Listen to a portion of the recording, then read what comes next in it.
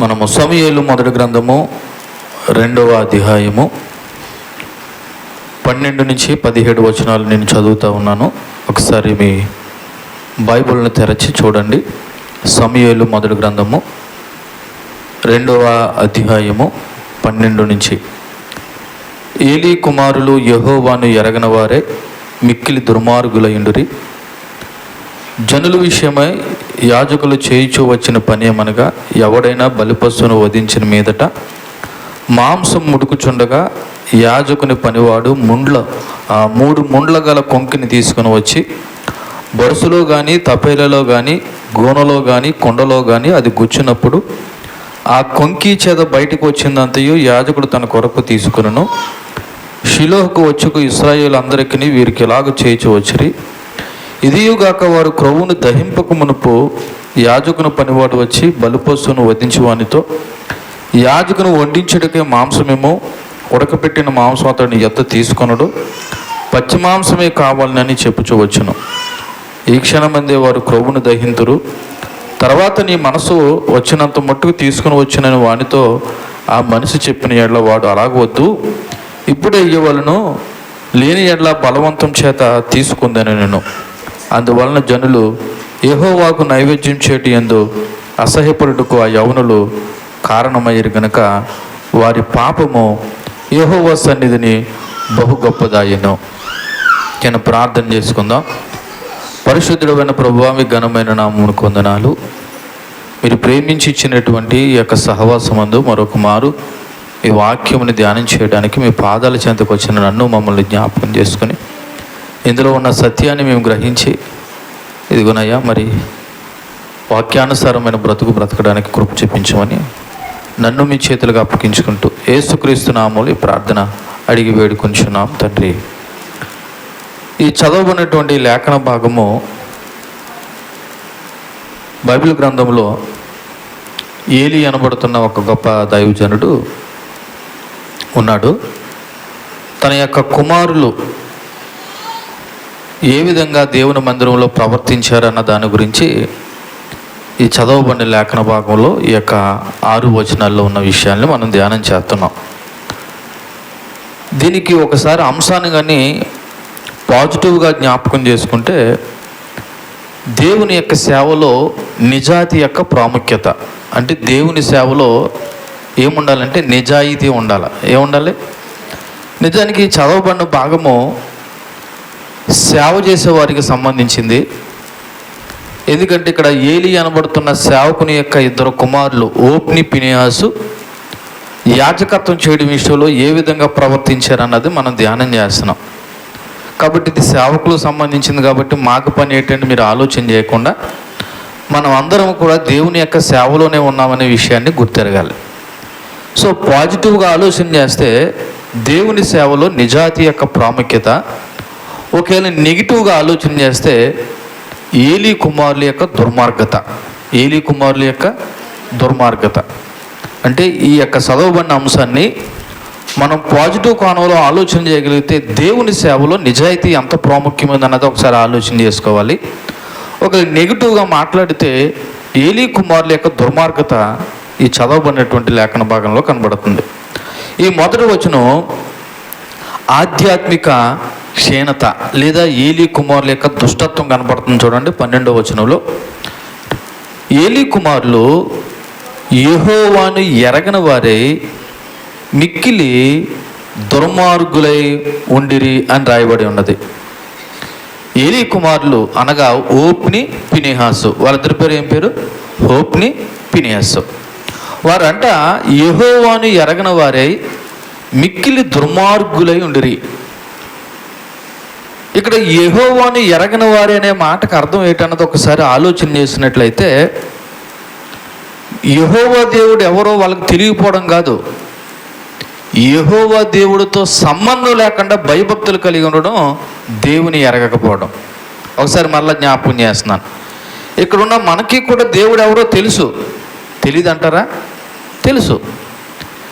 కానీ తెలిసిన దేవునితో వ్యక్తిగత సంబంధం లేకపోవడమే దేవుని ఎరగకపోవడం. ఈ రోజున యేసుక్రీస్తు అనే మాట కానీ, యేసుక్రీస్తు అనే దేవుడి గురించి కానీ ఆ మాటకు వస్తే అన్యులను పడుతున్న సహోదరులు కూడా తెలుసు. కానీ వాళ్ళకి దేవునితో ఏముండదంటే వ్యక్తిగత సంబంధం ఉండదు. కానీ ఈ రోజున దురదృష్టవశాత్తు క్రైస్తవులు అనబడుతున్న వారు కూడా దేవునితో ఏమీ లేదంటే వ్యక్తిగత సంబంధం లేదు. దేవుడు తెలుసా, యేసుప్రభు తెలుసా, ఓ మాకెందుకు తెలియదు అని చాలా చక్కగా మాట్లాడుతున్నారు. కానీ ఆ దేవునితో ఏమీ లేదంటే వ్యక్తిగత సంబంధం లేదు.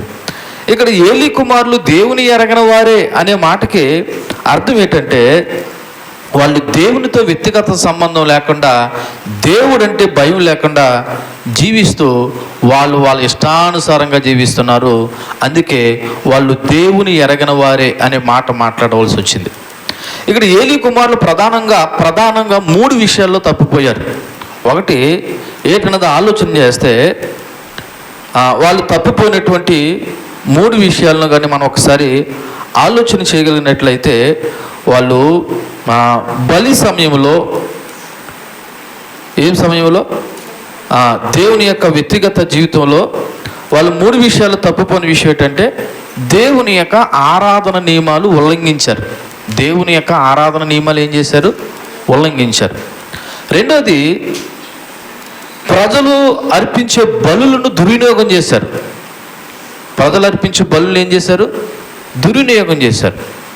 మూడోది ఏం చేశారంటే మందిరంలోకి వచ్చిన స్త్రీలతో పాపం చేశారు.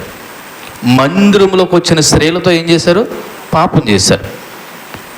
ఒకటి, దేవుని ఆరాధన నియమాలు ఉల్లంఘించారు.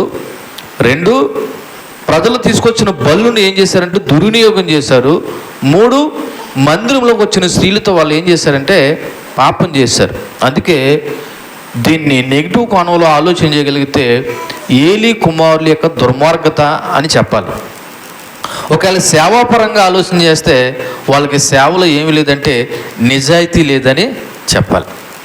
ఇప్పుడు ఈ చదవబడిన 12వ వచనాన్ని కానీ ఒకసారి మనం మరలా ఒకసారి కులంకషంగా ఆలోచన చేస్తే, ఏలీ కుమారులు యెహోవాని ఎరగిన వారే మిక్కిలి దుర్మార్గులై ఉండిరి. దుర్మార్గులు. ఇలా చూడండి, నా వైపు చూడండి. దేవుని ఎరగని వాడు, దేవుడంటే భయం లేనివాడు అంటే అది వేరే విషయం. వీళ్ళు ఎవరంటే పాస్టర్ గారి పిల్లలు. ఎవరి పిల్లలు? పాస్టర్ గారి పిల్లలు.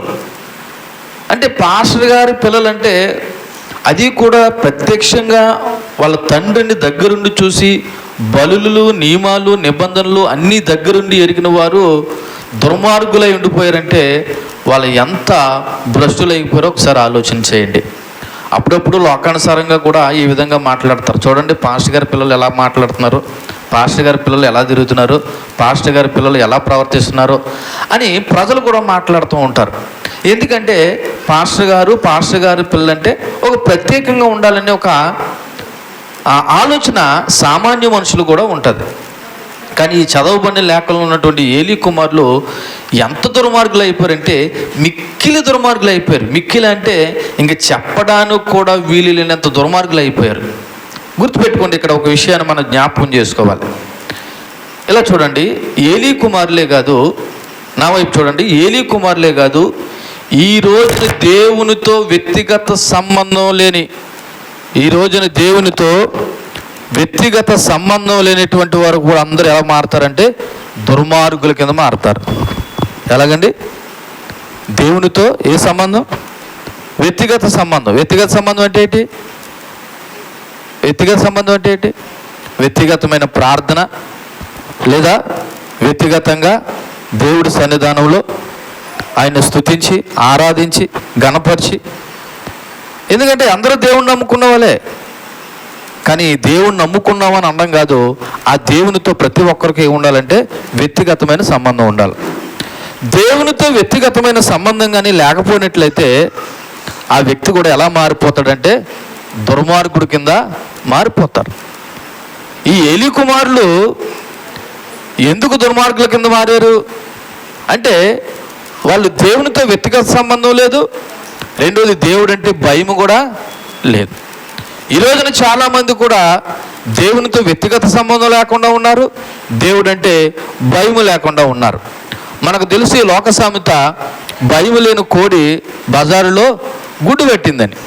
నిజానికి ఆ కోడి ఎక్కడ గుడ్డు పెట్టాలంటే తన యజమాని ఇంటి దగ్గర గుడ్డు పెట్టాలి. ఈ రోజున దేవుని సేవకులు కానీ దేవుని పిల్లలు కానీ ఏ దేవుణ్ణి అయితే ఆధారం చేసుకుని బ్రతుకుతున్నామో ఆ దేవుడు అంటేనే భయం లేకుండా పోయిందంటే వాళ్ళని ఏమనాలి తెలుసా? దుర్మార్గులు అనాలి. ఏమనాలి?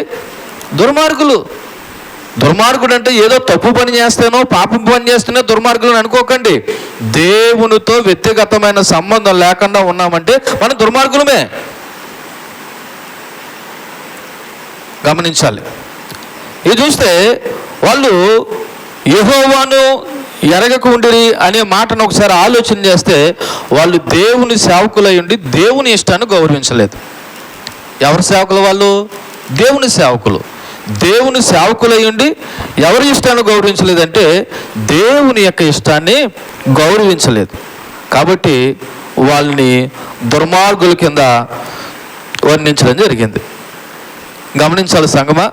ఈ రాత్రి కూడా ఒకసారి మనం ఆలోచన చేస్తే ఇక్కడున్న మీరు కూడా దేవుని ఎరిగిన వారే ఉన్నారా అంటే, దేవుని ఎరిగిన వారే అనే మాటకి యేసుప్రభు మాకెందుకు తెలియదేనండి? మేము అందుకే కదా మందిరంలోకి వచ్చాము, పాటలు పాడుతున్నాం, ప్రార్థన చేస్తున్నాం. నేను దాని గురించి మాట్లాడలేదు. దేవునితో నీ వ్యక్తిగత సంబంధం ఎలాగుంది? దేవుని ఎరిగావా? దేవుని ఎరగడమే కాదు, దేవుని యొక్క ఆజ్ఞానుసారంగా నడుస్తున్నావా? ఇక్కడ ఏలీ కుమారులు చేసిన పొరపాట్లవే. వాళ్ళకి దేవుడు అంటే తెలుసు, యెహోవా అంటే తెలుసు, బలి అంటే ఏంటో తెలుసు, ఆ బలి అర్పించే విధానము తెలుసు, వాళ్ళు ఎప్పుడు ఏమి తీసుకోవాలో తెలుసు, అన్నీ తెలుసు.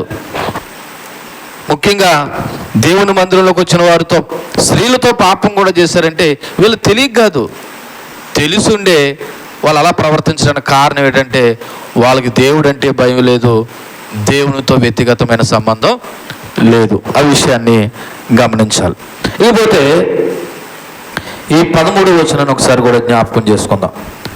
ఈ 13వ వచనంలో జనుల విషయమై యాజకులు చేయొచ్చు వచ్చిన పని ఏమనగా, ఎవడైనా బలి పశువును వధించిన మీదట మాంసము ఉడుకుచుండగా యాజకుని పనివాడు 3 మొండ్ల గల కొంకిని తీసుకుని వచ్చి, అంటే ఇక్కడ సాధారణంగా బలి అర్పణ విషయంలో దేవునికి ఇష్టమైనటువంటిది ఏంటంటే కొవ్వు, రెండోది ఉత్తమమైనటువంటి భాగాలు దేవుడికి అర్పించాలి. ఏదైనా ఒక బలి పశువుని బలి అర్పించడానికి వచ్చినప్పుడు దేవుడికి ఇష్టమైనది ఏంటంటే కొవ్వు. ఏ కొవ్వు? ఏ కొవ్వు అండి? ఆ బలి పశువు యొక్క కొవ్వు. అలాగే కొన్ని ముఖ్యమైన భాగాలు. ఒకసారి మనం లేవియకాండము 3వ అధ్యాయము 3వ వచనం నుంచి మనం చదివినట్లయితే అక్కడ రాయబడి ఉంటుంది. 3వ అధ్యాయము 3వ వచనం. అతడు ఆ సమాధాన బలి పశువు యొక్క ఆంత్రముల లోపల క్రొవ్వును, ఆంత్రముల మీద కొవ్వు అంతటిని, 2 మూత్ర గ్రంథులను, వాటి మీద డొక్కల మీద ఉన్న క్రొవ్వును, కాలేజు మీద ఉన్న మూత్ర గ్రంథాల మీదనున్న వపను యెహోవాకు హోమముగా ఏం చేయాలంటే అర్పించవలను. అహరోను కుమారులు బలిపీఠం మీద అనగా అగ్ని మీద కట్టెల పైన ఉన్న దహన బలి ద్రవ్యము పైన దానిని దహింపవలను. అది యెహోవాకు ఇంపైన సువాసన గల హోమము. అది బలి పశువుని తీసుకొచ్చిన తర్వాత దేవుని యొక్క యాజకుడు లేదా యాజకుని యొక్క కుమారులు చేయవలసిన పని ఏంటంటే, ఆ బలి పశువు మీద ఉన్నటువంటి క్రొవ్వు ఏ ఏ భాగాల్లో ఉన్నదో ఆ కొవ్వు అంతా తీసి ఆ బలిపీఠం మీద చేసి అగ్నితో కాల్చినప్పుడు ఆ పొగ వస్తా చూసారా, అది ఆ హోమము ఎవరికి ఇష్టమంట? ఎవరికి ఇష్టమంట? దేవునికి ఇంపైనటువంటి వాసన లేదా సువాసన అని రాయబడి ఉన్నది. అయితే ఇక్కడ ఏలీ కుమారులు ఆ నియమాన్ని పాటించలేదు. ఇలా చూడండి, ఏలీ కుమారులు ఆ నియమాన్ని పాటించట్లేదు. ఏటి ఆ నియమం అంటే ఒకసారి మరలా చూస్తే 13వ వచనం, జనుల విషయమై యాజకులు చేయవచ్చే పని ఏమనగా, ఎవడైనా బలి పశువును వధించిన మీదట మాంసము ఉడుకుచుండగా. ఏం ఉడుకుచుండగా? అసలు ముందు మాంసం ఉడకడానికి ముందు వీళ్ళు ఏం చేయాలంటే యాజకులు ఆ కొవ్వుని తీసి ఏం చేయాలా? దహన బలి అర్పించాలి. ఆ కొవ్వుని తీసి వీళ్ళు దహన బలి అర్పించకుండా ఏం చేస్తున్నారంటే ముందు వాళ్ళకి కావలసిన మాంసాన్ని అడుగుతున్నారు. వాళ్ళకి కావలసినటువంటి మాంసాన్ని అడుగుతున్నారు. ఇక్కడ యాజకుడి యొక్క అనైతిక ప్రవర్తన కనబడుతుంది. అనైతిక ప్రవర్తన అంటే యాజక నియమాల ప్రకారం వాళ్ళు ఏం చేయట్లేదంటే నడవట్లేదు. వాళ్ళు బలి మాంసము అర్పణకు ముందే దాన్ని తీసుకోవడానికి ప్రయత్నం చేస్తారు. ఇంకా బలి అర్పించకుండానే లేదా ఆ యొక్క కొవ్వును దహనం చేయకుండానే ముందు ఏమి ఇచ్చేయమంటున్నారు?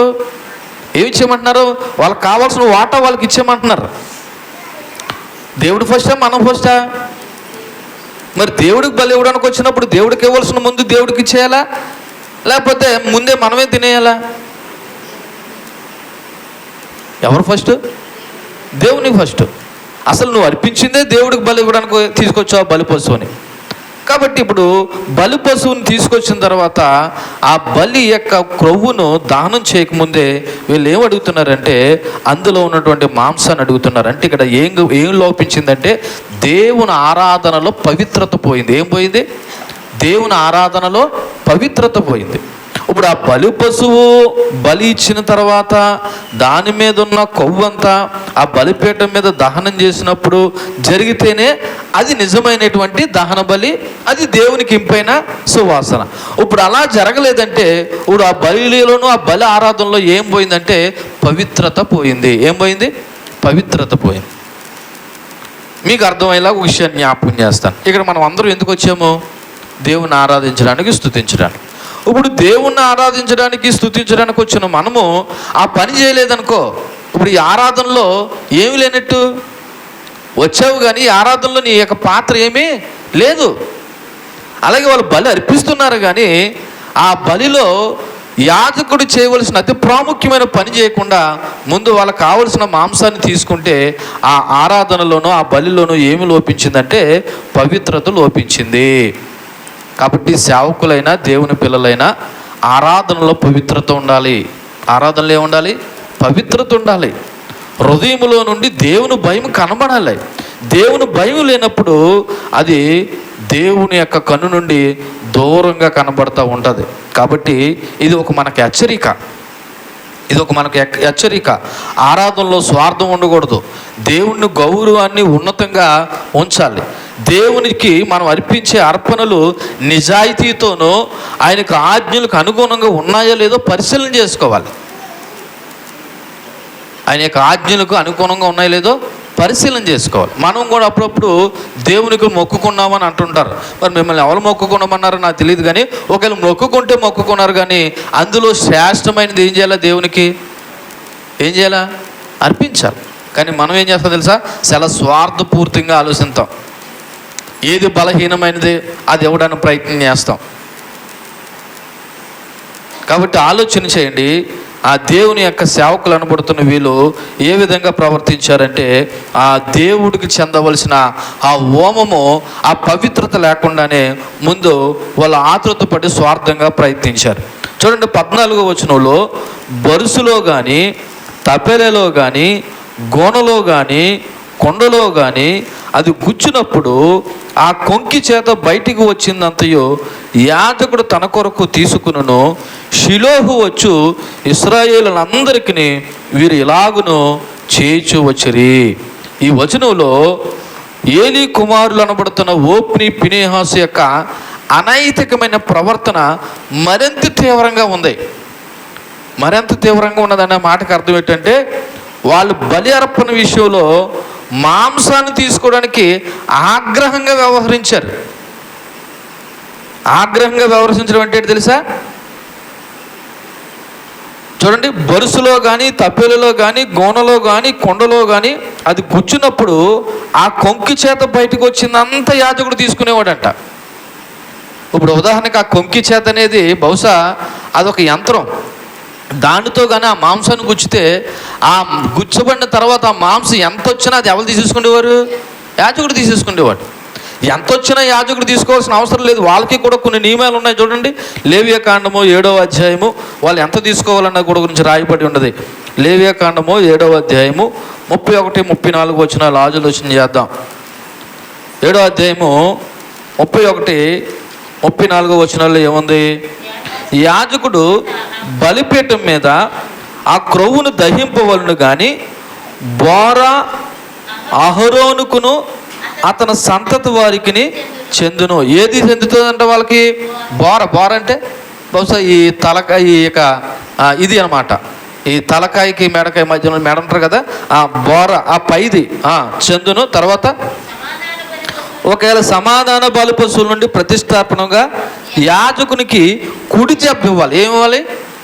కుడి జబ్బు ఇవ్వాలి. తర్వాత అహరోను సంతతి వారిలో ఎవడును సమాధాన బలియగు పశు రక్తమును క్రొవ్వును అర్పించును కుడి జబ్బ వాణిదగును. యాలయనగా ఇశ్రాయేలు యొద్ద నుండి అనగా వారి సమాధాన బలి ద్రవ్యముల నుండి అల్లాడించిన బోరను ప్రతిష్ఠితమైన జబ్బను తీసుకుని నిత్యమైన కట్టడి చొప్పున యాజకుడైన అహరోనుకును అతని సంతకిని ఇచ్చి ఉన్నాను. ఇది దేవుడు వాళ్ళకి ఇచ్చింది. కానీ వీళ్ళు ఏం చేస్తున్నారంట? ఆ యొక్క శరీర భాగాలు ఒకవేళ బొరుసులో ఉంటే బొరుసులోను, తప్పేల్లో ఉంటే తప్పెల్లోను, గోనలో ఉంటే గోనలోను, కుండలో ఉంటే కుండలోను, వీళ్ళు ఒక యంత్రాన్ని తయారు చేసుకున్నారు. ఇంకా దాంతో గుచ్చుతున్నారు. ఇంక ఏ భాగం వస్తుంది ఏమవుతుందో సంబంధం లేదు. మొత్తం అంతా తీసుకుని వీళ్ళు ఇష్టానుసారంగా తింటూ ఉన్నారు. సో ఏలీ కుమారులు చేసిన ఈ ప్రక్రియ ఎంత దారుణంగా ఉందంటే, దేవుని కంటే వీళ్ళు ప్రముఖమైన లేదా ముఖ్యమైన భాగాలు తీసుకుని దేవుడు తర్వాత ఫస్ట్ మేమే అన్నట్టుగా ప్రవర్తించినటువంటి తీరు కనబడుతూ ఉంది. సో చూడండి, వీళ్ళు దేవుని యొక్క నియమం ప్రకారం మాంసం మొదట దహన బలిగా అర్పించాలి. కానీ వీళ్ళకి కావలసిన వీళ్ళే తీసేసుకుంటున్నారు. అంటే ఏం చేశారంటే దేవుని యొక్క నియమాలను పూర్తిగా తొంగలో దొక్కి దేవుని ఆగోరపరిచారు. అంతేకాకుండా వాళ్ళు దేవుని ఆరాధనలో దేవుడికి ఇష్టానుసారమైనటువంటి బలి చేయకుండా వాళ్ళ ఇష్టానుసారంగా ఒక రకంగా చెప్పాలంటే వాళ్ళు కడుపు కొరకే సేవ చేస్తున్నారు అన్నట్టుగా ప్రవర్తించారు. నిజానికి దేవుని మందిరంలోకి వచ్చేటువంటి ఆ బలి పశువు ఏదైనా పూర్తిగా సేవకును సంబంధించింది కాదు. వాళ్ళు తీసుకోవలసినవి తీసుకోవాలి. మిగిలినవి ఎవరికి ఇవ్వాలంటే దేవుడికి ఇవ్వాల్సిన కొవ్వు ఇచ్చి మిగిలినది ఎవరికి ఇచ్చేయాలంటే ఆ తీసుకొచ్చిన బలి పశువు ఎవరైతే తీసుకొచ్చారో ఆ వ్యక్తికి ఇవ్వాలి. కానీ ఇక్కడ గమనించండి, వీళ్ళ యొక్క రెండవ లోపం ఏంటంటే వీళ్ళ యొక్క రెండవ లోపాన్ని ఒకసారి మనం జ్ఞాపకం చేసుకుంటే యాజకుల యొక్క అనైతిక ప్రవర్తన అంటే నైతికంగా వీళ్ళ బలి ఎలాగ అర్పించాలో అలా అర్పించకుండా వీళ్ళ ఇష్టానుసారంగా అర్పిస్తూ వాళ్ళకి కావలసినవి తీసుకుంటూ వాళ్ళు మేము తిన్న తర్వాతే దేవుడు అన్నట్టుగా అనైతికంగా ప్రవర్తించారు. అది 13-14 వచనంలో కనబడతా ఉంది. ఇకపోతే 15వ వచనంలో 15-16 వచనంలో దేవుని ఆరాధనలో అగౌరవం, బలర్పించడంలోనూ అనైతిక ప్రవర్తించారు. ఇప్పుడు దేవుని ఆరాధించడంలో కూడా వాళ్ళు ఎలా ప్రవర్తిస్తున్నారంటే అగౌరవంగా ప్రవర్తిస్తున్నారు. చూడండి 15వ వచనం, ఇదియుగాక ఏదిగాక ఈ బలర్పించిన బలిపశు విషయంలో ప్రవర్తించిన తీరుగాక వారు క్రొవ్వును దహింపక మునుపు యాజకుడు పనివాడు వచ్చి బలి పశువును వధించువానితో యాజకును వండించుటకే మాంసమేమో ఉడకబెట్టిన మాంసం అతడు నీ యొద్ద తీసుకొనడు, పచ్చి మాంసమే కావాలని చెప్పుచూ వచ్చాను. చూడండి ఎంత దారుణంగా వీళ్ళు ప్రవర్తిస్తున్నారు అన్నది చూడండి. వీళ్ళ యొక్క దురాశ ఏమాత్రం ఏ తీవ్రతకి వెళ్ళిందంటే ధర్మశాస్త్రం ప్రకారం బలి అర్పించిన తర్వాత కొంత భాగం యాజకులకు ఇవ్వాలనేది ఇప్పుడు మనం చదివాం. అయితే వీళ్ళు ఎలా తీసుకోవాలనేటువంటి నియమ నిబంధనలు ఉన్నప్పటికీ వీళ్ళు ఏమంటున్నారని తెలుసా? ముందు మాకు ఇవ్వాల్సిన భాగం మాకు ఇచ్చేయని ఒక పనిని పంపిస్తున్నారంట. మీరు ఉడికించిన మాంసాన్ని యాజకుడు తీసుకోడు, అది మీరు ఆ బలి పశువును వధించువానితో వచ్చి యాజకును వండించుడికే మాంసమేమో. నిజానికి యాజకుడికి ఇవ్వద్దని దేవుడు చెప్పలేదు, కానీ దానికంటే ముందు ఏ పని చేయాలంటే వాళ్ళు క్రొవ్వును దహనం చేయాలి. ఆ వచనం 15వ వచనం ఉంది, ఇదియుగాక వారు క్రొవ్వును దహింపక మునుపు. అంటే ఏంటి? ముందు దేవుడికి ఇవ్వాల్సిన క్రొవ్వును దహించిన తర్వాతే అప్పుడు ఏం చేయాలా? వీళ్ళు కుడి జబ్బనే తీసుకుంటారో బోరనే తీసుకుంటారో లేదా బలి అర్పించినట్టుకు వచ్చిన తీసుకోవాల్సిన వాడు తీసుకుంటాడో చేయాలి. కానీ వీళ్ళు ఏం చేశారు తెలిసి ఇక్కడ ముందు ఆ యొక్క కొవ్వు దహింపబడలేదు, అలాగే బలి కూడా పూర్తి కాలేదు. ముందు వీళ్ళు ఏమడుగుతున్నారంటే అందులో ఉన్న మాంసాన్ని ఇమ్మంటున్నారు. వాళ్ళు వండేసుకుంటున్నారు, వాళ్ళ మాంసం ఇచ్చేయమంటున్నారు, కానీ దేవుడికి ఇవ్వాల్సింది ఇవ్వట్లేదు. ఒకసారి మరలా జ్ఞాపకం చేస్తున్నాను ఆ 15వ వచనం. ఇదియోగాక వాడు క్రొవ్వును దహింపక మునుపు యాజకుని పనివాడు వచ్చి బలి పశువును వధించువానితో యాజకును వడ్డించుటకై మాంసమేమో ఉడకబెట్టిన మాంసం అతని యొద్ద తీసుకొనడు, పచ్చి మాంసమే కావాలని చెప్పుచూ వస్తున్నారు. అంటే ఏలీ కుమారులు పూర్తిగా దేవుని యొక్క నియమాలను తొంగలో దొక్కి వాళ్ళ ఇష్టానుసారంగా ప్రవర్తిస్తూ ఉన్నారు. ఇది ఆరాధన క్రమాన్ని కూడా వీళ్ళు ఏం చేశారంటే పూర్తిగా అగౌరవపరిచారు. ఇకపోతే 16వ వచనాన్ని కూడా ఒకసారి చదువుదాం. 16వ వచనంలో, ఈ క్షణమందే వారు క్రొవ్వును దహింతురు, తర్వాత నీ మనస్సు వచ్చినంత మట్టుకు తీసుకుని వచ్చినని వానితో ఆ మనిషి చెప్పిన ఎడల వాడు అంటున్నాడంటూ వచ్చినాడు, అలాగ వద్దు, ఇప్పుడే ఇవ్వలను, లేని ఎడల బలవంతము చేత తీసుకుందాము. అవును, ఈ రోజున చాలామంది బలవంతంగా దేవుడికి ఇవ్వాల్సింది వాడుకుంటున్నారు. అక్కడ ఏమంటున్నాడు తెలుసా? ఆ బలి అర్పించడానికి వచ్చాడు కదా, ఉదాహరణ నువ్వే వచ్చావు అనుకో, బలి పశువు పట్టుకుని వచ్చావు. ఆ బలి పశువును వధించేవాడితో వీళ్ళు ఏమంటున్నారు? ఫస్ట్ పాస్టర్ గారికి లేదా ఏలీ కుమారులకి యాజకులకి కావలసిన తొడభాగమో లేకపోతే ఆ మాంసం ఇచ్చేయమంటున్నారు. ఈ బలి అర్పించిన వాడు వచ్చినాడంట, అయ్యా తీసుకుందరు కానీ ముందు దేవునికి ఇవ్వాల్సిన ద్రవ్య భాగాన్ని చెల్లించనివ్వండి, తర్వాత మీరు తీసుకుందరు కానీ అని మాట్లాడితే వీడు ఏమంటాడంటే తెలుసా? 16వ వచనంలో, ఈ క్షణమంది వారు క్రొవ్వును దహింతురు, తర్వాత నీ మనసుకు వచ్చినంత మట్టుకు తీసుకో. ఫస్ట్ దేవుడికి ఏం చేయాలా? చెల్లించేయాలా. కొవ్వుని ఏం చేయాలా? దహనం చేసేయాలా. అది అయిపోయిన తర్వాత నువ్వు ఎంత మట్టుకు తీసుకోవాలనుకుంటున్నావో మీ పాస్టర్ గారికి, అంటే పాస్టర్ గారు 12 పంపించాడనమాట. పాస్టర్ గారు ఏం చేశాడు? ఓ 12 పంపించాడు. ఎవరి దగ్గర పంపించాడు? ఈ బలి పశువు అర్పించడానికి వచ్చిన వాడి దగ్గరికి పంపించాడు. ముందు ఏం చేయమంటున్నాడంటే ఆ మాంసం ఇచ్చేయమంటున్నాడు. కానీ ఈ వచ్చినోడు ఏమంటున్నాడంటే బలి పశువు అర్పించడానికి వచ్చినాడు, అయ్యా మీరు కావలసిన మట్టుకు తీసుకుందరు కానీ ముందు దేవుడికి ఇవ్వాల్సిన దహన బలి లేదా క్రొవ్వుని ఏం చేయండి?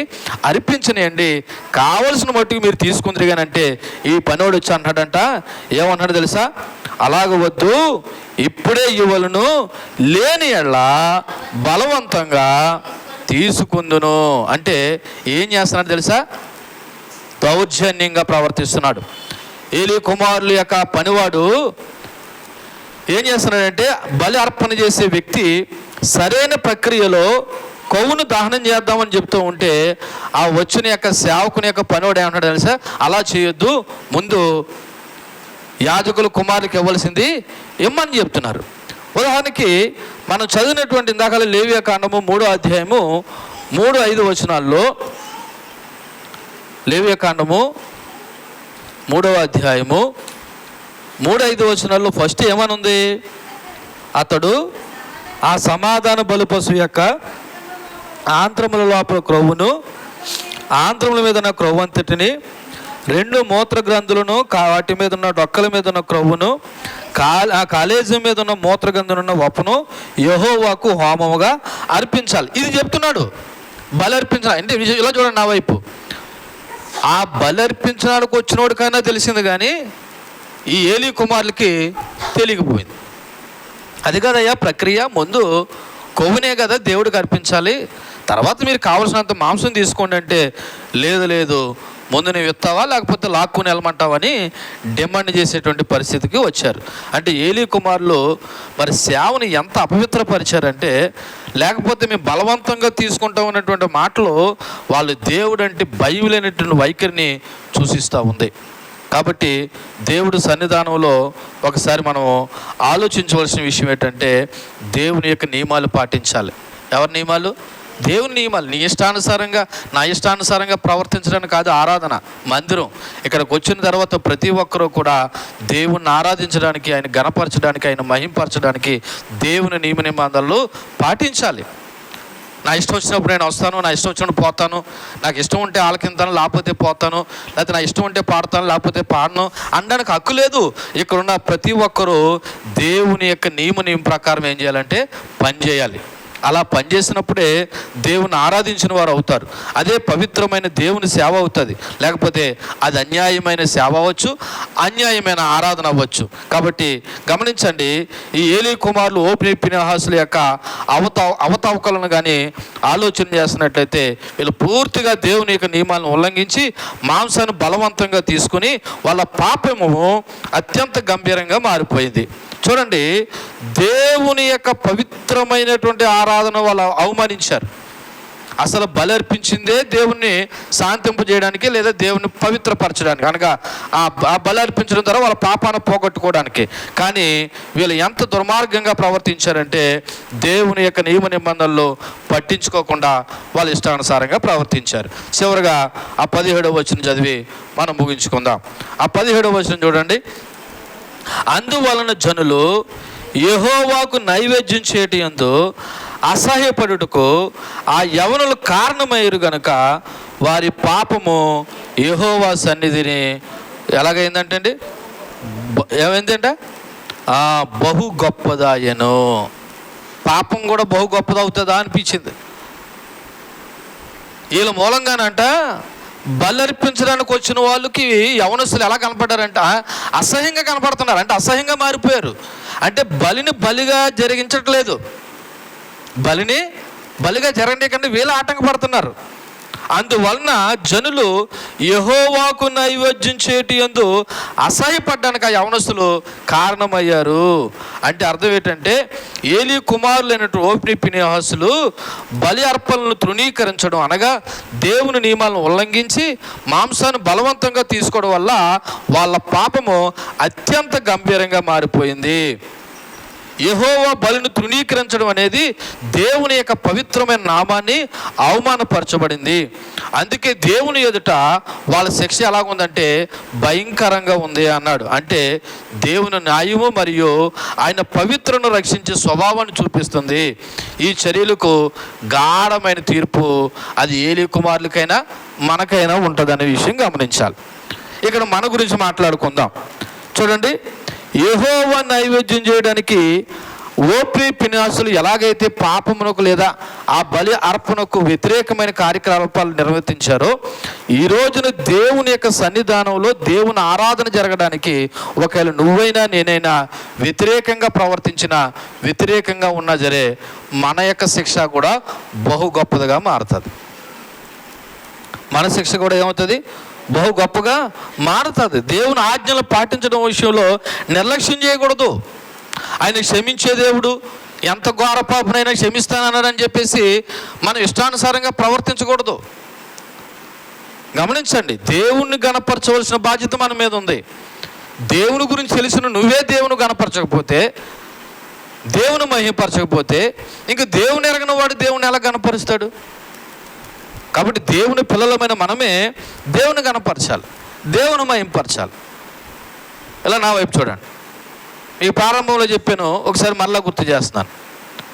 ఉదాహరణకి నువ్వే ఆలస్యంగా వచ్చావు. ఇప్పుడు కొత్తగా మందిరానికి వచ్చిన వాడికి ఏం అర్థమవుతుంది తెలుసా? ఏం అర్థమవుతుంది?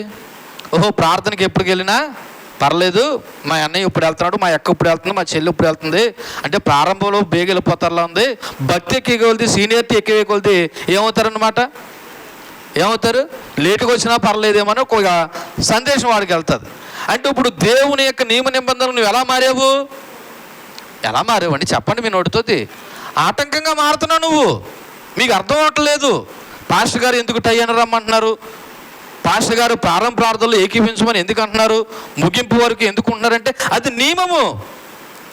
దేవుని యొక్క నియమాన్ని అతిక్రమించిన వాడు ఎవడైనా ఆడి పాపం బహు గొప్పదిగా ఉంటుంది. అర్థమవుతుందా? అర్థమవుతుందండి. కాబట్టి నేను ఎప్పుడు వచ్చినా పర్లేదు, చెల్లిపోద్ది అనుకుంటే ప్రస్తుతానికి ఈ మందిరంలో చెల్లిపోతుందేమో, కానీ దేవుని దృష్టిలో నీ పాపం ఎక్కువ అవుతుంది.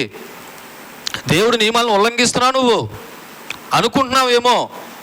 గమనించాలి, నిజానికి భక్తి ఎక్కువై కొలది నీలో క్రమం పెరగాలి. కానీ భక్తి ఎక్కువై కొలది అక్రమం పెరుగుతుంది, అజ్ఞానం పెరుగుతుంది, అవివేకం పెరుగుతుంది. అంటే దీన్ని బట్టి ఆలోచన చేసుకోవాల్సిన విషయం ఏంటంటే, ఓప్నేపినేసులు దేవుని యొక్క నియమ నిబంధనలు ఎరిగి వాళ్ళు ఎలాగైతే పాపం చేశారో, ఈ రోజున దేవుని యొక్క వాక్యం ఎరుగుండి కూడా మనం దేవుని ఆరాధించి స్తుతించడం విషయంలో మనం అలా ప్రవర్తిస్తే ఇంకా ఓప్నేపినేసులకి మనకి ఏం తేడా ఉందండి? ఇవన్నీ మనకు బుద్ధి కలిగించడానికి దేవుడు ఇవన్నీ రాయించాడు. కాబట్టి పాస్టర్ గారి పిల్లలంటే అలా ప్రవర్తించారు, మేము అలా ప్రవర్తించట్లేదని మీరు అనమాకండి. ఇక్కడ ప్రధానమైన అంశం ఏంటంటే, దేవుని సేవలో నమ్మకత్వం కోల్పోతున్నాం. మనం దేవుని సేవలో నమ్మకత్వాన్ని కోల్పోతున్నాం, దేవుని ఆరాధించడంలో నమ్మకత్వాన్ని కోల్పోతున్నాం, దేవుని యొక్క ఆరాధన క్రమానికి రావడంలో నమ్మకత్వాన్ని కోల్పోతున్నాం. అంటే నువ్వు ఎన్నంటే కారణాలు చెప్పు. ముందే చెప్పాను, దేవుడు అవన్నీ లెక్కలోకి తీసుకోడు. ఐ డోంట్ కేర్ అంటాడు. నీ కారణాలు ఏమీ దేవుడి దృష్టిలో పెద్ద ఎన్ని కావు, నువ్వు అనుకుంటావు సమర్థించుకోవడానికి, కానీ అవన్నీ వట్టివే.